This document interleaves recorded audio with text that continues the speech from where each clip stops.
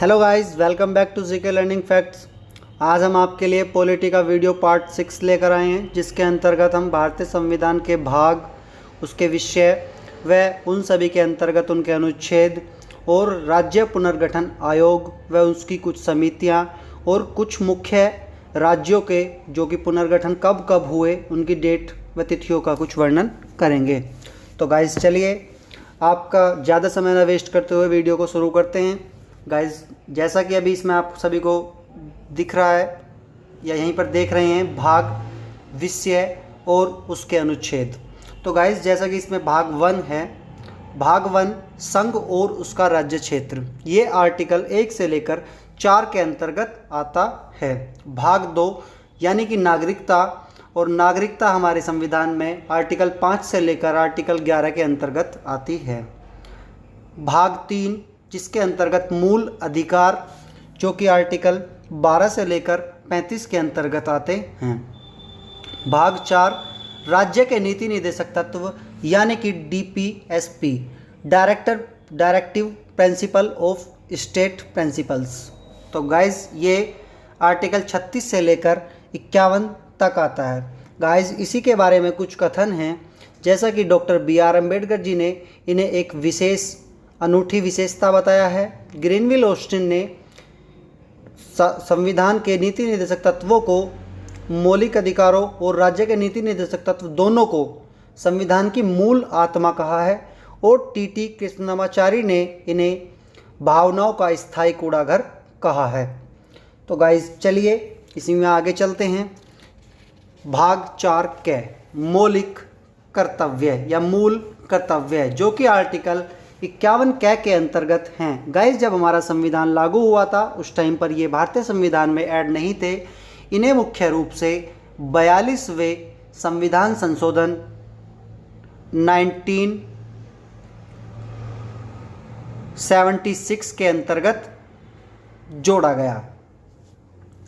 Guys, ये मुख्य रूप से सरदार स्वर्ण सिंह समिति की सिफारिश पर जोड़े गए। और जब मूल कर्तव्यों को जोड़ा गया था तो इनकी संख्या मुख्य रूप से 10 थी, लेकिन वर्तमान में इनकी संख्या बढ़कर 11 हो चुकी है। गाइस, इसी में आगे 11वां मौलिक कर्तव्य यानी कि शिक्षा का अधिकार, 86वें संविधान संशोधन अमेंडमेंट एक्ट के द्वारा 2000 अधिनियम के द्वारा इसे भारतीय संविधान में जोड़ा गया, जिसके अनुसार 6 से 14 वर्ष तक के बच्चों को शिक्षा का उपलब्ध कराना उनका एक मौलिक अधिकार है और माता पिता का ये मौलिक कर्तव्य है। गाइस, अब इसी में आगे भाग 5 यानी कि संघ, जो कि मुख्य रूप से आर्टिकल 52 से लेकर 151 के अंतर्गत आता है। गाइस, इसी में इसके 4 अध्याय हैं। अध्याय 1 यानी कि कार्यपालिका 52 से लेकर 78 के अंतर्गत आता है। संसद अध्याय 2 के अंतर्गत, जिसमें 79 से लेकर आर्टिकल 122 तक आते हैं। गाइस, अध्याय 3 राष्ट्रपति के विधायी अधिकार, जो कि आर्टिकल 123 के अंतर्गत हैं। अध्याय 4 संघीय न्यायपालिका, जो कि आर्टिकल 124 से लेकर आर्टिकल 147 के अंतर्गत है। अध्याय 5 इसमें आता है हमारा CAG यानी भारत के नियंत्रक एवं महालेखा परीक्षक, आर्टिकल 148 से लेकर आर्टिकल 151 तक। गाइस, इसी में भी आगे चलते हैं। भाग 6 यानी कि राज्य, जो कि मुख्य रूप से आर्टिकल 152 से लेकर 237 तक है। इसमें भी अध्याय हैं। अध्याय 1 जो कि सामान्य है, 152 से लेकर 237 तक। दूसरा, इसी में भाग 2 कार्यपालिका 153 से लेकर 167 तक। गाइस, इसी में आगे भाग 3 राज्य विधान मंडल, जो कि मुख्य रूप से आर्टिकल 168 से लेकर 212 तक आता है। अध्याय 4 जो कि राज्यपाल के विधायी अधिकार और उसकी शक्तियों के बारे में वर्णन करता है, आर्टिकल 213। अध्याय 5 यानी कि राज्यों के उच्च न्यायालय, जो कि मुख्य रूप से आर्टिकल 214 से लेकर 231 तक हैं। इसी में आगे अध्याय 5 यानी कि अधीनस्थ न्यायालय, जो कि 233 से लेकर आर्टिकल 237 के अंतर्गत आते हैं। गाइज इसी में आगे भाग 7 यानी कि आर्टिकल 238, जो कि अभी फिलहाल में निरस्त हो चुका है, और ये मुख्य रूप से प्रथम अनुसूची के भाग 4 ख के अंतर्गत मानी राज्य को निरसित कर दिया गया है और वहाँ पर रख दिया गया है। भाग 8 संघ एवं संघ के राज्य क्षेत्र, जो कि आर्टिकल 239 से लेकर 241 तक है। गाइस इसी में आगे भाग 9 यानी कि पंचायतें 243 से लेकर 243 अणे खाली या अणे तक हैं। गाइस इसी में आगे 9 के यानी कि नगर पालिकाएं 243 तय से लेकर 243 ये 6 तक हैं। गाइस इसी में 9 ख या 9 ख, जो कि मुख्य रूप से आर्टिकल 243 ये जय से लेकर 243 ये न तक हैं, जिसके अंतर्गत मुख्य रूप से सहकारी समितियों का वर्णन किया गया है। गाइस इसी में आगे भाग 10 जिसमें SC ST अनुसूचित जाति और जनजाति क्षेत्र का वर्णन किया गया है, आर्टिकल 244 से लेकर 244 क तक। गाइस इसी में आगे भाग 11 जिसके अंतर्गत संघ और राज्यों के बीच संबंध दर्शाया गया है, जो कि मुख्य रूप से आर्टिकल 245 से लेकर 263 तक आता है।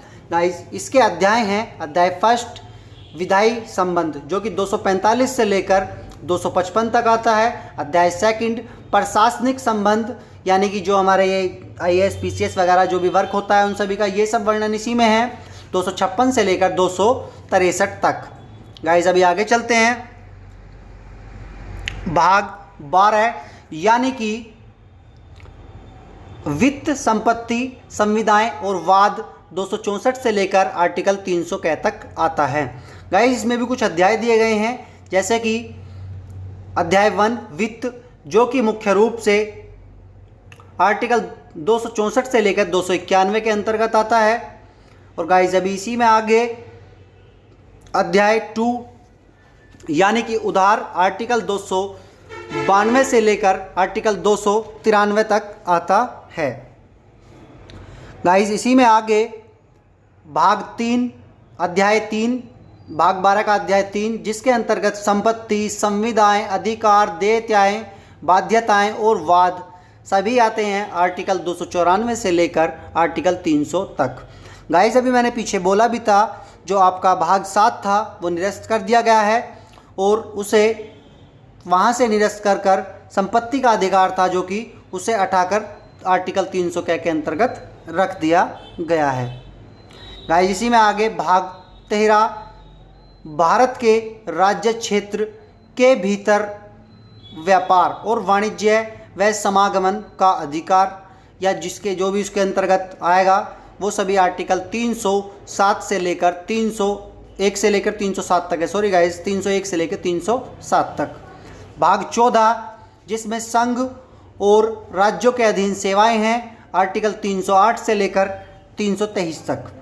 इसमें अध्याय 1 जो कि सेवाएं बताता है, उसमें आर्टिकल 308 से लेकर 314 तक। अध्याय 2 लोक सेवा आयोग, आर्टिकल 315 से लेकर 323 तक।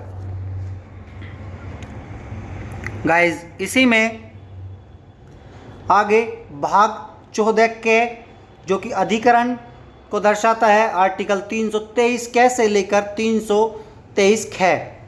गाइस ये मोस्ट इम्पोर्टेंट है, जो कि भाग 15 निर्वाचन, आर्टिकल 324 से लेकर 329 तक। भाग 16 आर्टिकल 330 से लेकर 342 तक, जिसमें मुख्य रूप से कुछ वर्गों के संबंध व विशेष उपबंधों के बारे में वर्णन किया गया है। गाइस भाग 17 ये बहुत बार पूछा जाता है, राजभाषा, जिसको मुख्य रूप से आर्टिकल 343 से लेकर 351 तक वर्णित किया गया है। इसमें अध्याय फर्स्ट जिसमें संघ की एक राजभाषा होगी, जो कि मुख्य रूप से आर्टिकल 343 से लेकर 344 तक जिसका वर्णन किया गया है। अध्याय 2 इसका जिसमें क्षेत्रीय भाषाएं हैं, मुख्य रूप से 345 से लेकर 347 तक है। इसी में आगे अध्याय 3 यानी उच्चतम न्यायालय और उच्च न्यायालयों की भाषा, जो कि मुख्य रूप से आर्टिकल 348 से लेकर 349 तक है। अध्याय 4 विशेष निर्देश दिए गए हैं जिसमें राजभाषा से रिलेटेड 350 से लेकर 351 तक। गाइस इसी में आगे भाग 18 यानी कि आपात उपबंध, जो कि मुख्य रूप से आर्टिकल 352 से लेकर 360 तक हैं। गाइस ये मुख्य रूप से 3 प्रकार के होते हैं। अभी जैसे जैसे मैं आप सभी को आगे पढ़ाता जाऊंगा ये सभी आते हुए जाएंगे। तो गाइस चलिए आगे भाग 19 यानी कि प्रकीर्णन, आर्टिकल 361 से लेकर 367 तक। भाग 20 जिसके अंतर्गत संविधान में संशोधन आर्टिकल 368 के तहत किया जाएगा। भाग 21 जिसके अंतर्गत अस्थायी, संक्रमणकालीन और विशेष उपबंधों के बारे में वर्णन है 369 से लेकर 392 तक। और भाग 22 जिसमें कि मुख्य रूप से संक्षिप्त नाम, प्रारंभ, हिंदी का प्राधिकृत पाठ और निरसन, मुख्य रूप से आर्टिकल 393 से लेकर 395 तक जिसका वर्णन किया गया है। गाइस तो चलिए अभी इसका आगे दूसरा पार्ट देखते हैं जिसके अंतर्गत भाषाई प्रांत व राज्य पुनर्गठन आयोग से रिलेटेड कुछ समितियां व उनका वर्णन किया गया है। जैसे कि भाषाई आयोग या भाषाई प्रांत आयोग जिसका गठन जून 1948 में किया गया। और गाइस सर्वप्रथम एस के धर समिति का गठन 1948 में हुआ था और इसने अपनी रिपोर्ट सौंपी दिसंबर 1948 में, जिसकी अनुशंसा या जिसमें मुख्य रूप से राज्यों के गठन का प्रशासनिक सुविधा के आधार पर हो, न कि भाषाई आधार पर, जिसमें मुख्य रूप से भाषाई आधार पर राज्य पुनर्गठन आयोग को ठुकरा दिया था। गाइस इसी में आगे एक JVP समिति का गठन किया गया, यानी कि J से जवाहरलाल नेहरू और V से वल्लभ भाई पटेल और P से पट्टाभी सितार मैया। गाइस इस समिति का गठन किया गया दिसंबर 1948 में और इसने अपनी रिपोर्ट सौंपी मुख्य रूप से अप्रैल 1949 ईस्वी में। गाइस इसकी भी अनुशंसा वही थी कि भाषाई आधार पर राज्यों का पुनर्गठन किया जाए या ना किया जाए, परंतु इसने भी भाषाई आधार पर राज्यों का पुनर्गठन अस्वीकृत कर दिया। गाइस अब इसी में आगे राज्य पुनर्गठन आयोग, फिर एक और गठन किया गया 1953 में फजल अली आयोग। फजल अली आयोग गाइस मुख्य रूप से 3 सदस्य था, जिसमें मुख्य रूप से फजल अली उसके अध्यक्ष थे और KM पणिक्कर व हृदयनाथ कुंजरू इसके 2 सदस्य थे। इसने अपनी रिपोर्ट मुख्य रूप से 1955 में सौंपी और इसकी अनुशंसा भाषाई आधार पर राज्यों के पुनर्गठन की अनुशंसा थी और इसने इस चीज़ को स्वीकार किया और स्वीकृति दी। तो गाइस अभी आगे चलते हैं। इसी से रिलेटेड एक फैक्ट और है गाइस, भाषाई आधार पर राज्यों का पुनर्गठन मुख्य रूप से सर्वप्रथम तत्कालिक गठन जो किया गया था जब, तो इसमें पोट्टी श्री रामालू जी 56 दिनों की भूख हड़ताल पर बैठे और उनकी उस पर मृत्यु हो गई थी, जिसके कारण देश में 1 अक्टूबर 1953 को भाषा के आधार पर पहला राज्य जिसका गठन किया गया आंध्र प्रदेश बना और जिसका मुख्य रूप से विभाजन हो गया 2 जून 2014 को, जिससे तेलंगाना को भी अलग किया गया है।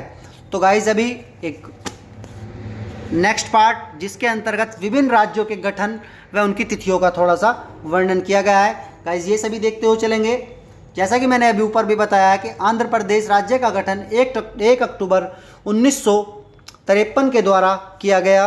गाइस इसी में गुजरात राज्य का गठन मुख्य रूप से 1 मई 1960 को किया गया, जो कि मुख्य रूप से मुंबई से अलग हुआ।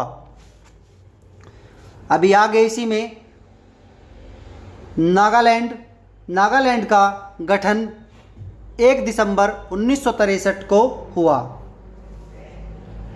16वें राज्य के रूप में।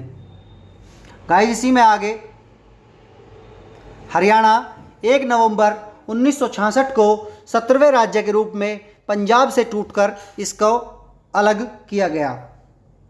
गाइस आगे हिमाचल प्रदेश यानी कि 25 जनवरी 1971 को हिमाचल प्रदेश को पंजाब से ही अलग किया गया।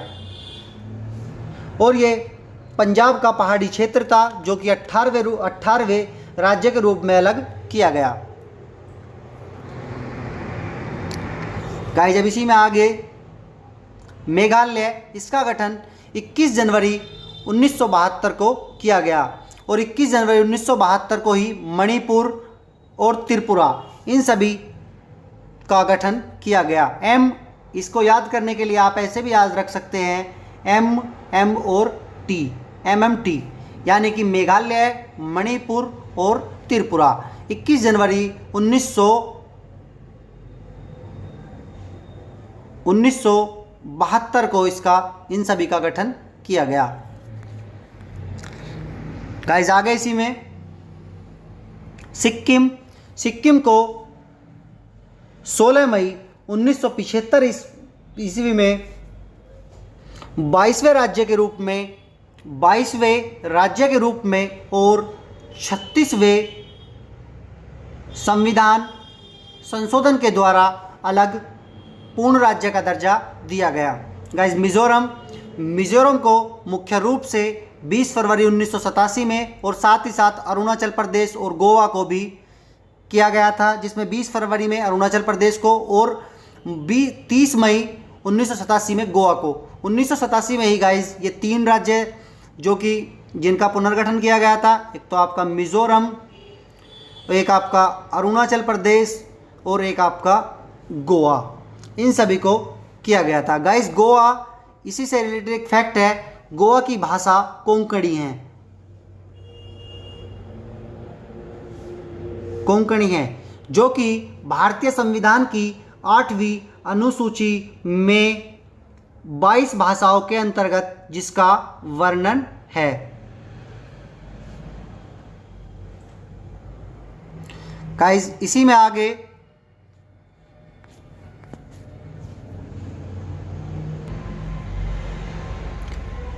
छत्तीसगढ़ को 1 नवंबर 2000 को राज्य पुनर्गठित किया गया और 9 नवंबर सन 2000 को उत्तराखंड को अलग किया गया और झारखंड को 15 नवंबर सन 2000 को एक राज्य के रूप में गठित किया गया। और गाइस जैसा कि मैंने अभी ऊपर बताया भी था, आंध्र प्रदेश से तेलंगाना को अलग किया गया 2 जून सन 2014 को। तो गाइस आज का हमारा ये वीडियो यहीं समाप्त होता है। तो आप अपना कमेंट करके ज़रूर बताइए कि आपको ये हमारा किया गया प्रयास कैसा लग रहा है। गाइस अगर आपको हमारा ये किया गया प्रयास पसंद आ रहा है तो प्लीज़ वीडियो को लाइक, शेयर और चैनल को सब्सक्राइब कीजिए और इस वीडियो को उन ज़रूरतमंद बच्चों तक पहुंचाने का प्रयास कीजिए जो पढ़ाई से वंचित हैं या जो कंपटीशन की तैयारी करना चाहते हैं। गाइस आपका बहुत बहुत आभार होगा। धन्यवाद।